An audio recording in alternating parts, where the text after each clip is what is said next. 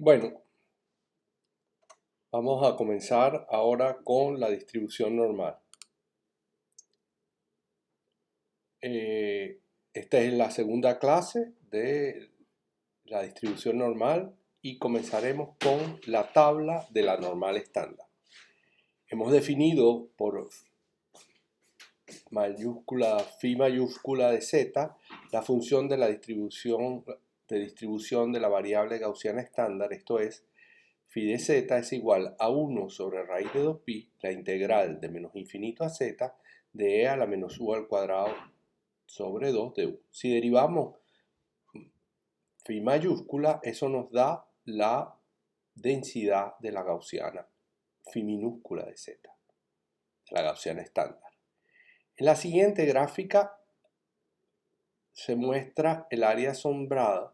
El área asombrada muestra el valor de esta función, es decir, es la integral desde menos infinito hasta acá. Eso nos da el valor de phi de z y notemos que el área no asombrada nos da 1 menos phi de z. Estas dos observaciones es para simplemente tratar de saber utilizar la tabla de la gaussiana. Mostramos aquí la tabla de la gaussiana para z mayor o igual que 0. No se ve muy bien, pero fíjense que en esta fila aparecen los valores de z y en esta fila aparecen los complementarios de los valores de z. Así, este phi de 0,000, eso nos da 0,5, porque todos sabemos que la gaussiana sea mayor que 0 es un medio, y así esto es z de 0,01, etc. Vamos avanzando. Muchas veces no podemos encontrar el número porque simplemente estamos confrontados a un número que no aparece en la tabla, entonces lo que hacemos es que interpolamos el valor entre los dos valores más cercanos. Claro, si ustedes se dan cuenta, esta tabla está hecha, como muchas de las tablas, solamente para z mayor que 0. Pero eso no es ningún inconveniente, puesto que para z menor que 0 se usa la relación de simetría de la gaussiana, que phi mayúscula de z es igual a 1 menos phi de menos z. Es decir, que si z es negativo, esto nos lleva a valores, esta phi se evalúa en valores positivos. De esta forma podemos trabajar bastante cómodamente con una tabla. Sin embargo, hay que hacer un comentario, y es que las tablas son algo del pasado, pues la gran mayoría, si no todos, los software de cálculo o de cálculo estadístico, como los que existen en el mercado y los libres, tienen una librería especial para generar números aleatorios, es decir, para generar números aleatorios independientes con distribuciones varias, y además esas librerías tienen asociados los valores de las distribuciones en cualquier punto. La tabla puede ser usada para evaluar los valores de la distribución para distribuciones con media mu y sigma cuadrado, distribuciones gaussianas con media mu y varianza sigma cuadrado. En efecto, si i es igual a sigma de z más mu, dense cuenta que z aquí es una normal 0,1, al multiplicarla por sigma modificamos su varianza y al sumarle mu le corremos su media. Es decir, esta variable gaussiana, porque es la combinación de estas dos, de esta combinación lineal, tiene esperanza mu y varianza sigma cuadrada. Siendo esta una gaussiana con estos parámetros y denotamos phi de mu punto y coma sigma cuadrado su distribución, entonces ya vimos en la clase pasada que la distribución de esta nueva variable se escribe en términos de la distribución de la variable z de la siguiente manera muy sencilla. Es decir, igual la distribución de la variable con media mu y varianza sigma cuadrado es igual a la distribución de una gaussiana estándar evaluada en z menos mu sigma. Es decir, que si tenemos el valor de z, tenemos el valor de mu y tenemos el valor de sigma, por ejemplo, que z sea igual a 0.5, mu sea igual a 0.1 y sigma cuadrado sea 1.33, si queremos buscar cuál es el valor de la distribución phi con estos parámetros, fíjense que aquí está la media, aquí está la varianza y aquí está el valor z. Entonces aplicamos la fórmula del cambio de variable y eso nos da phi en 0,3. Vamos a la, a la, a la, a la, a la tabla y nos da 0.6179, como está escrito aquí. Ahora vamos a introducir la gaussiana bidimensional. Recordemos que hemos visto que un vector en R2 es un vector aleatorio y se distribuye con una función de densidad que es una función a dos variables. Ahora vamos a ver el caso particular de cuando Z1 y Z2 están distribuidas como una gaussiana. Diremos entonces que este vector que está en R2 se dice que posee una distribución gaussiana con vector de media. Fíjense que cada una de estas variables tiene una media, mu1 y mu2. Cada una de estas variables tiene una varianza sigma 1 y sigma 2 al cuadrado. Y ahora introducimos un elemento ligado al vector que no aparecía previamente en variables aleatorias en R, y es la covarianza, es decir, la covarianza entre Z1 y Z2, que la definimos hace tiempo. En este caso vamos a suponer que es ρ, un valor entre 1 y menos 1, entre menos 1 y 1, perdón, y estas dos que son las varianzas que no pueden ser sino positivas. Entonces, este vector tiene una distribución gaussiana con los parámetros antes mencionados si su densidad se escribe como 1 sobre raíz de 2pi sigma 1 sigma 2 raíz cuadrada de 1 menos ρ al cuadrado por exponencial de 1 sobre 2 y toda esta expresión. Fíjense que en esta expresión aparece ρ, aparece mu1 y sigma 1 al cuadrado. Aquí aparece la combinación, aparece ρ, mu1, mu2, sigma 1, sigma 2 y aquí aparece mu2 y sigma 2 al cuadrado. Sabemos que para calcular la marginal de una variable, es decir, la distribución, por ejemplo, la densidad, por ejemplo, de la variable z1, nos basta integrar la densidad conjunta con respecto a i, en este caso, si es z1. Entonces la integramos, aquí vemos, aquí lo ponemos, podemos calcular la marginal de z1 como phi de z1 en x, es la integral de la densidad conjunta con respecto a i. Si integramos, podemos completar el cuadrado que aparece en el exponente de tal forma de obtener este cuadrado perfecto. Cosas como esta ya la hicimos en la clase pasada. No voy a volver sobre ella, pero ustedes pueden ensayar. Pueden hacer la cuestión al revés. Desarrollar esto y sumar y restarle esto o sumarle esto, perdón, y entonces ver que obtienen el exponente del que partimos. Pero si ustedes se dan cuenta del lado derecho donde tenemos la integral, aquí hay una gaussiana que nosotros hacemos una gaussiana porque nosotros podemos hacer el cambio i menos mu2 igual a z y entonces nos queda z sobre sigma 2 y aquí nos queda nada, no cambia nada porque no depende de i. Y entonces esto nos da una gaussiana, z sobre sigma 2, una densidad gaussiana centrada. Entonces nosotros sabemos que el centramiento no afecta a la integral y esta integral nos va a dar otra cosa, nos va a dar raíz de 2pi por sigma 2, que nos elimina un raíz de 2pi aquí, sigma 2, y eso nos da finalmente raíz de 2pi por sigma 1.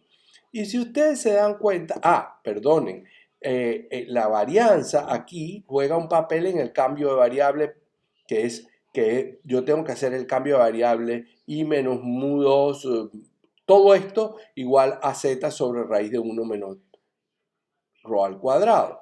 Al hacer el cambio de variable, la integral vale 1 y entonces nos queda, si ustedes ven, aquí 1 menos ρ cuadrado se cancelan con 1 menos ρ cuadrado y nos queda lo que buscábamos, una gaussiana que tiene varianza sigma 1 al cuadrado y media mus 1 al cuadrado. Este hecho tan sencillo es simplemente un hecho que se desprende de un cálculo integral en 2 dimensiones realmente sencillo.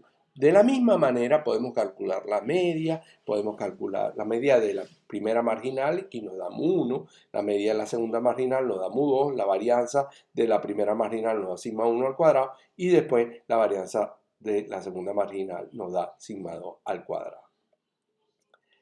Ahora, fíjense un hecho muy importante para las gaussianas. Si ustedes ponen aquí ρ igual 0, este término desaparece y queda el producto de dos exponenciales. Entonces, esto es lo que yo digo aquí. Si ponemos ρ igual 0, se tiene que la función de densidad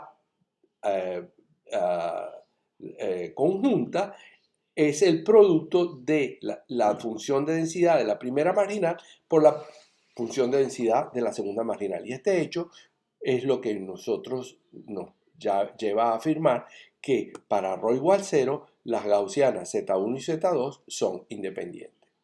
Por otro lado, se puede calcular sin dificultad ahora la covarianza entre las dos variables.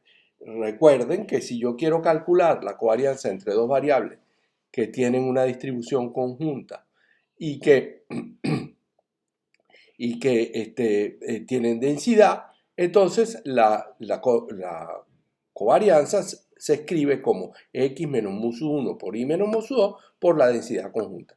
Un cálculo similar a los que hemos venido haciendo nos revela que esta integral es ρ sigma 1 sigma 2 y eso le da un papel predominante al parámetro ρ que tiene que ver con la cantidad de correlación que va a ser la correlación entre las dos variables.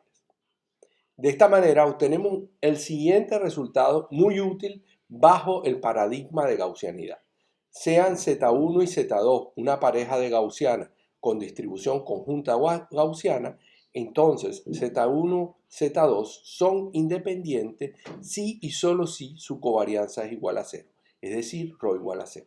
Este hecho es sumamente importante, caracteriza las gaussianas en cierto sentido, porque nosotros sabemos que dos variables, si son independientes, tienen correlación 0, pero tener correlación 0 en absoluto nos lleva a que la variable sea independiente. En el caso gaussiano, este hecho es así.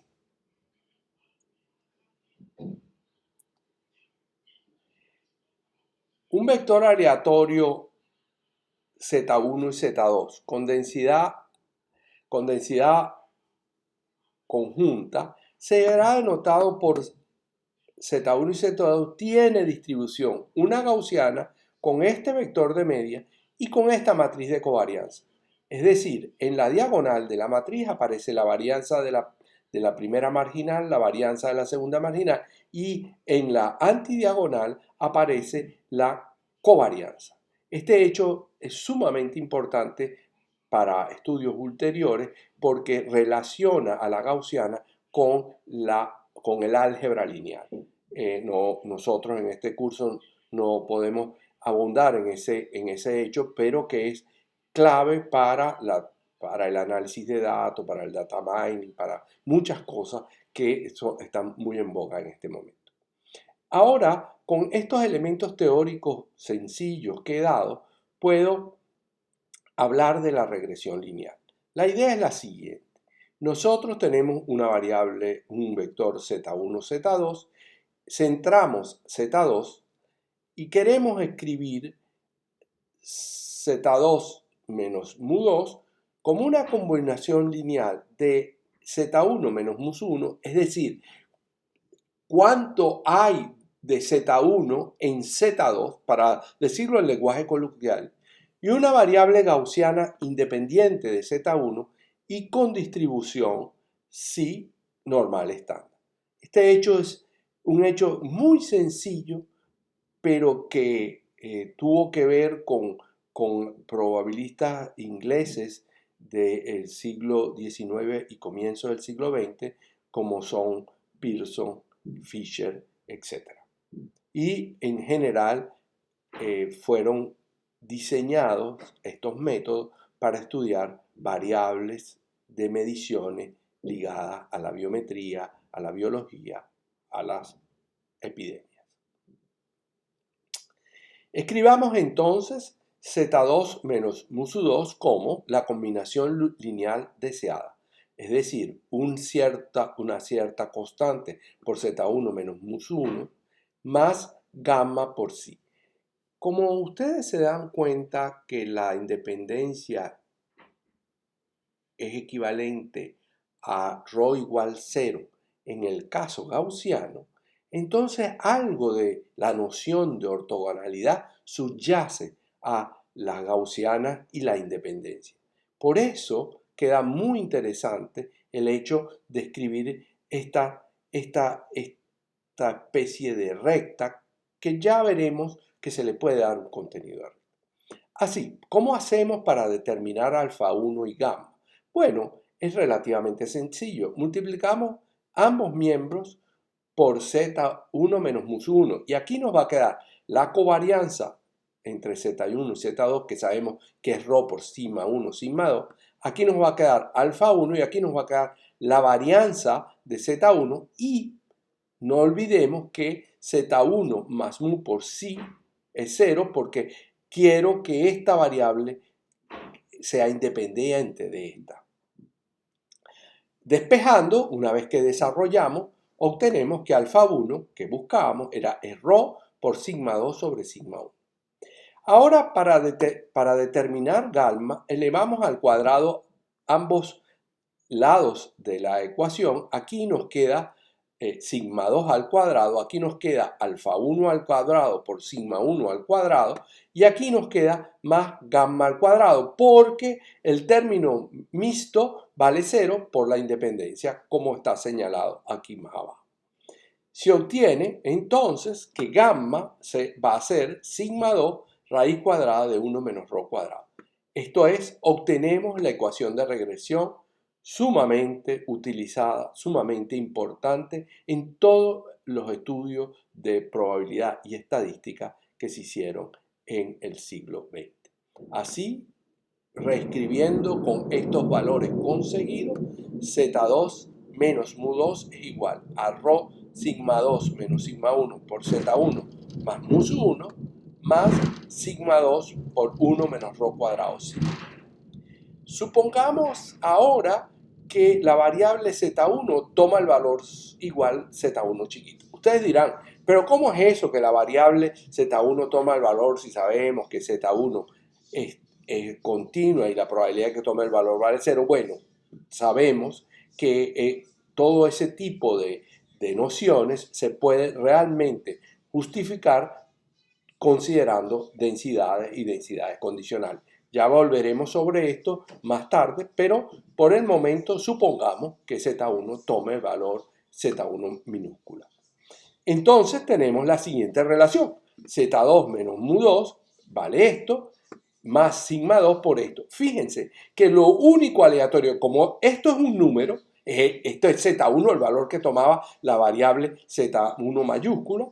Entonces, esto es un número, esto es un número, esto es un número. Lo único aleatorio, que hay es sí. Es decir, esta variable se convierte en una variable que su dependencia aleatoria solamente depende del segundo sumando. Ahora, si observamos con detenimiento lo que tenemos escrito, tenemos que Z2, dado que Z es igual a Z1, lo escribo así, después lo justificaré, es una gaussiana con cuál media. Paso esto al otro lado, me queda mu2 más ρ sigma 2 sigma 1 por Z1 menos mu1. Y si le resto a Z2 su media, me queda esta variable aleatoria y como sí es normal 0,1, la varianza de la variable aleatoria centrada es sigma 2 al cuadrado por 1 menos ρ al cuadrado.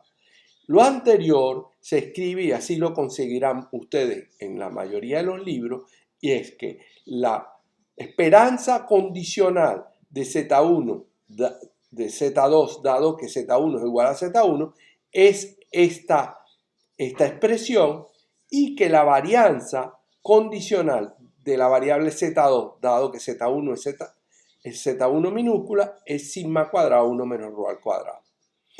Ahora sí, la recta Z2 igual a mu2 más rho sigma 1 sigma 2 Z1 menos mu1 se conoce con el nombre de recta de regresión.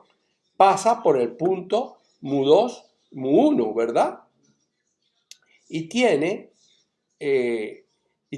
como pendiente el famoso alfa que conseguimos, y también podemos escribirla centrada en el origen de esta forma, y entonces tenemos que la recta tiene esta pendiente, que es la pendiente de la recta de regresión, y este valor, que es la ordenada de Z2 en el origen. Si ponemos Z1 igual 0, nos dice que la recta tiene esta ordenada en el origen.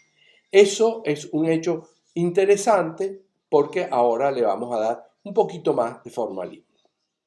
Queremos darle sentido a la regresión, y para simplificar la notación, supongamos sin pérdida de generalidad que las esperanzas son nulas.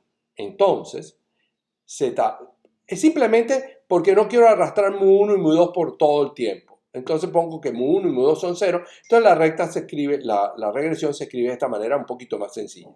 Debemos calcular la densidad condicional. Ya sabemos cómo calcular la densidad condicional. La densidad condicional de Z2 dado Z1 es simplemente, acuérdense que mu1 vale 0 y mu2 vale 0. Es la densidad conjunta dividida por esto. Si hacemos este cálculo, se nos va un pi, aquí había 2pi y se nos va con el raíz de 2pi y entonces nos queda simplemente raíz de 2pi, sigma 1, sigma 2, simplemente, y creo que aquí hay un pequeño error, pero no hay problema. Tenemos esto. Si ahora, claro, aquí vieron, me había saltado, me había dejado esto, en realidad queda sigma 2. Ahora agrupo los exponentes y los simplifico y me queda esta cosa. Y ustedes se dan cuenta que la densidad de la variable Z2 dado que Z1 es igual a Z1 es esta gaussiana unidimensional, que tiene media, efectivamente, rho sigma 2 menos sigma Z1. Acuérdense que mu1 valía 0. Y que tiene varianza sigma 2 al cuadrado por 1 menos rho al cuadrado. Esto es un hecho interesantísimo porque pone en relación la deducción algo ligera que habíamos hecho nosotros al poner Z1 igual a Z1 minúscula, simplemente en un buen contexto utilizando la noción de densidad condicional. Por inspección, vemos que esta es una densidad gaussiana con media rho sigma 2 sigma 1 menos sigma 1 y varianza sigma 2 al cuadrado 1 menos rho al cuadrado. El cálculo que acabamos de hacer le da sentido a la expresión siguiente. Entre comillas, la distribución condicional de Z2 dado que Z1 es igual a Z1 minúscula es una gaussiana con esta media y con esta varianza, que es exactamente lo que hemos. Notemos un hecho muy importante que es básico, es que la varianza condicional no depende de Z1, decimos nosotros que no depende del nivel. El marco teórico que acabamos de desarrollar nos permite predecir la estatura de un hijo o una hija conocida la estatura del padre o de la madre. En general se dispone de un conjunto de mediciones independiente de la estatura de los descendientes y de sus progenitores. El primero que hizo esto fue Pearson en el Reino Unido hacia los primeros años del siglo XX.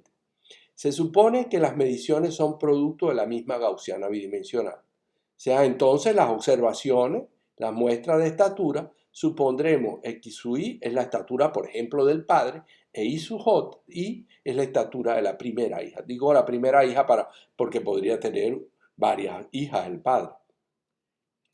Usando la media empírica para la primera coordenada, la media empírica para la segunda coordenada, la varianza empírica para la primera coordenada, la varianza empírica para la segunda coordenada y la covarianza empírica, estas cosas, por la ley la ley de los grandes números, esto converge a mu1, esto converge a mu2, esto converge a sigma 1 al cuadrado, perdonen que no puse aquí el cuadrado, tendría que haber puesto el cuadrado, y esto converge a sigma 2 al cuadrado, y esto converge por una aplicación, una generalización de la ley de los grandes números a variables bidimensionales, esto converge a rho sigma 1, sigma 2.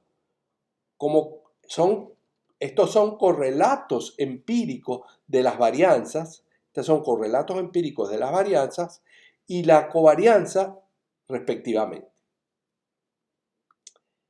Entonces podemos construir a partir de estas cantidades la recta de regresión estimada. Simplemente cada una de estas cosas aproxima a los parámetros que aparecen en la recta de regresión. No olviden que aquí falta un cuadrado y aquí también falta un cuadrado.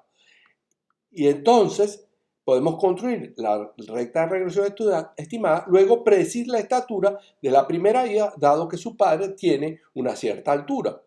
Suponemos que el modelo persiste para nuevas medidas, es decir, tenemos el modelo construido, digamos, para la población uruguaya y ahora tenemos la estatura de un padre dado y tenemos la niña pequeña, queremos saber a qué estatura llegará ella en la edad adulta. Hacemos la recta de regresión y tenemos que evaluar, predecimos la estatura que va a tener la niña y por otro lado tenemos que evaluar el error. Esto será materia de la inferencia estadística que empezaremos a dar dentro de pocas semanas.